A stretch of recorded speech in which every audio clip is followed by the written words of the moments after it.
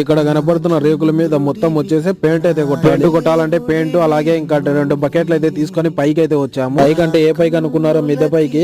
ఇది వచ్చేసి జోటాన్ కంపెనీకి సంబంధించిన పెయింట్ డబ్బా. ఈ పెయింట్ వేయాలంటే కంపల్సరీ బ్రష్ రూలర్ అయితే ఉండాలి. రూలర్ బ్రష్ అయితే తీసుకుని రేకుల మీద ఇలా బొక్కలు పడడంతో పైన వర్షం పడినప్పుడు ఆ నీళ్ళు అనేది కిందికి వస్తున్నాయి. దానికోసం ఆ పెయింట్ అయితే వేయమన్నాడు. ఇంకా ఆ పెయింట్ అయితే ఒక బకెట్ లో తీసుకొని దానికి కొన్ని నీళ్ళు అయితే వేసుకొని బాగా కలుపుకొని ఆ రేకుల మీద మొత్తం అయితే వేయాలి. నాకు తెలిసి ఈ పని చేయక మా నాన్న ఒక 7-8 సంవత్సరాలు అయితే గ్యాప్ వచ్చింది. కానీ మళ్ళీ ఈ రోజు అయితే చేస్తున్నాడు. ఎందుకంటే ఇండియాలో ఉన్నప్పుడు మా నాన్న పెయింట్ వర్క్ అలాగే డ్రైవింగ్ వర్క్ చేసేవాడు. కానీ ఇక్కడికి వచ్చాక కువైట్ లో దివానీ వర్క్ అయితే చేస్తున్నాడు. ఆ పెయింట్ వర్క్ చేసినందుకు మనకి ఏమైనా డబ్బులు ఇస్తారని చెప్పి మీరైతే అనుకోవచ్చు. మనకైతే ఎటువంటి ₹1 అయితే ఇవ్వరు. ఇదే పని బయట పని చేసే వాళ్ళు చేశారంటే కనీసం 5 దినార్ల నుంచి 10 దినార్లు అయితే తీసుకుంటారు.